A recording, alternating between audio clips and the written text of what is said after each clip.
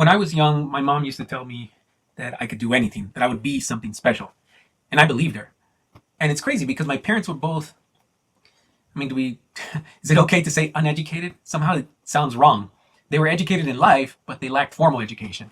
They both maxed out at the third grade, village in Mexico. And when they grew up, eventually they met each other and got married and came to the United States. And that's where I was born. But there was nothing, no evidence in my life, in our lives, that showed me, hey, yeah, anything's possible. Because we lived a humble life, but I didn't have too many toys, but I always made do with just random things. Broken radio, I take it apart, try to fix it. Sometimes it worked, sometimes it didn't. Uh, if something was messed up in the house, I would try to get in there and try to fix it. Those were kind of like toys in a way. So there wasn't a clear example of, hey, yeah, your parents are super high achievers, so you're definitely going to do something. My grades weren't spectacular. I didn't necessarily have anything special that kind of made me gifted or anything like that. So why did I believe my mom when she said that I could do anything? I think it's because she meant it and because she knew that she had a greater potential that she was never able to achieve because she didn't have those opportunities. And as I've grown and lived life and tested boundaries and tried to become more than maybe what kind of my circumstances might dictate, maybe life tells me, hey, don't try too much, you should stay here. And I always try to challenge myself. And I think good things have come from that. Conclusion I've come to in living this way has been that it's true for everybody. Every single person can become something special. And I wouldn't say anything that they want, but you can become something really spectacular and great and fulfill yourself and self actualize to the extent that, hey, you can become a much better you, a much more accomplished you, a much happier you. And I really think that that potential lies in everybody. When I first decided to go to the Peace Corps, I said to myself, man, I got to volunteer and get some volunteer hours under my belt so I know what volunteering feels like. I had done some sort of volunteering before, but I really needed to seek out a volunteer opportunity in the community to just really like make the case that I belonged in the Peace Corps. And not that they ask you that necessarily, but I just decided to do that. And I had a bachelor's degree from UCLA in psychology.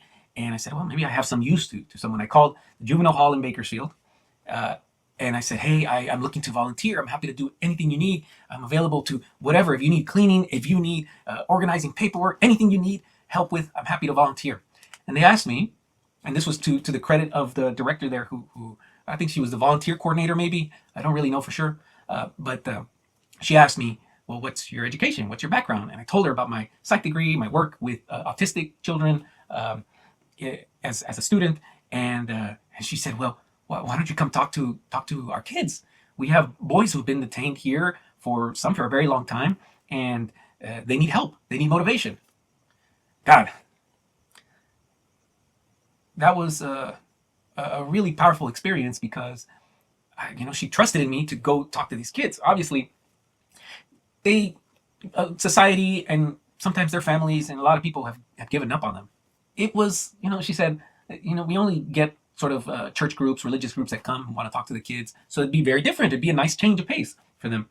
And sure enough, I developed like an hour-long presentation, and I went and they bring in a room. I feel like the number was between 16 and 20. I don't remember exactly, but this is the kind of the image I have in my head of these kids all in the same kind of uniform and came and sat down.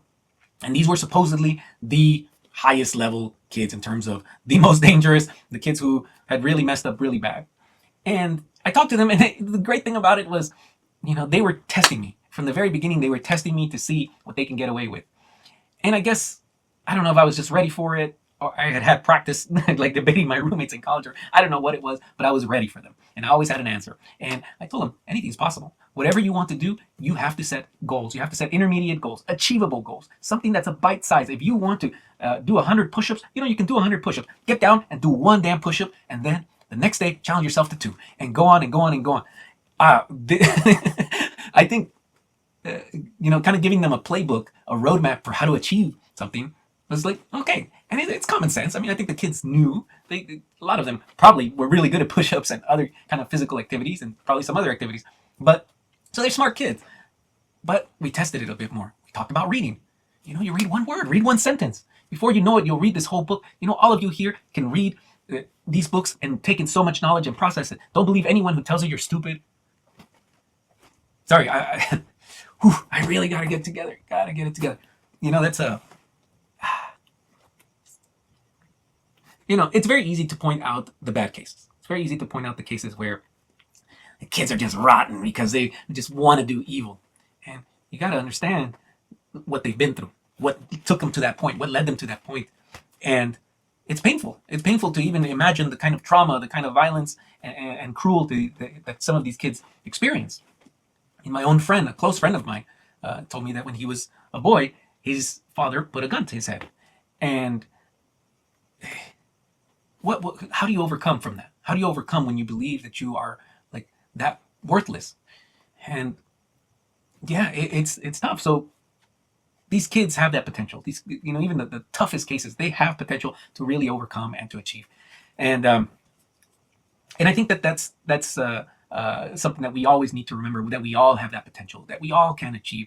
I'm not just talking about achieving in the sort of capitalist sense of just having money or something vain like that. I'm talking about self-fulfillment and peace and joy in who you are and in making your world a better place, because that is a true meaningful goal. Not just having money and just like, oh, I'm a lawyer now and I'm rich and I have all this power, but you make everyone else's lives miserable, or maybe you use your power to coerce others or whatever. That's just a random example, but my point is that there's something much more meaningful, more powerful in being a part of a community and having a meaningful role in demonstrating your worth to your community and having them rely on you and trust in you. And a lot of that comes from you being able to just fulfill your goals, your objectives, to having, like in Spanish we say, tener palabra. When you have a word, you're a person of your word, a man of your word, they say, but to just tener palabra, to say you're going to do something and to do it. Not just to say to others, but to say to yourself, I am going to do this, and then doing it. And having a roadmap of how to do that, just incremental baby steps, and being happy with those baby steps, and not doubting yourself. Well, we all doubt ourselves, but overcoming those doubts, realizing these doubts are a normal part of the process, and these are the roadblocks that are supposed to be there. And you just brush them aside, you roll over them, and then you keep going, and you persevere. Man, this was more emotional than I thought it would be. I wasn't expecting to feel that. It's been a long time. It was 2002 when I volunteered at the juvenile hall, and I know that a lot of the kids, they took whatever I said, and it's business as usual, and a lot of things kind of continued as normal for them, which was probably not a good thing, because so many of them, life as normal or life as usual led them to Juvi. Although sometimes people are wrongly detained, and that's a real thing that does happen. But I do hold out a certain amount of hope that some of those kids were reached.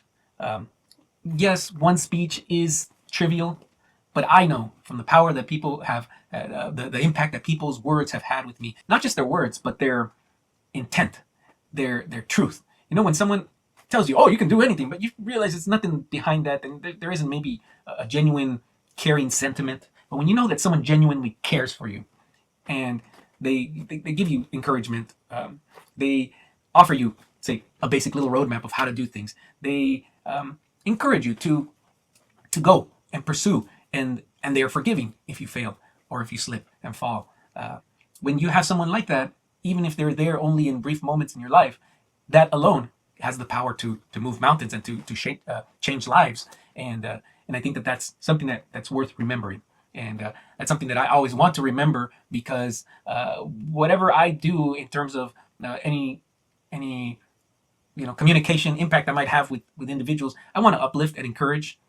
I want to make sure that the people who I cross paths with don't feel, oh, this he's an arrogant asshole who just thinks he's full of himself or what have you, but who shares I want to be able to share my experience in a way that that people feel like I'm not judging them, and that I'm sharing some wisdom, if nothing else, and hopefully that helps nourish people's well-being. They feel better, and maybe it helps them persevere and achieve their goals. All right, thanks for joining me, and man, this was heavy. It felt heavy, but yeah, thanks for joining me, and I'll see you again soon. Bye.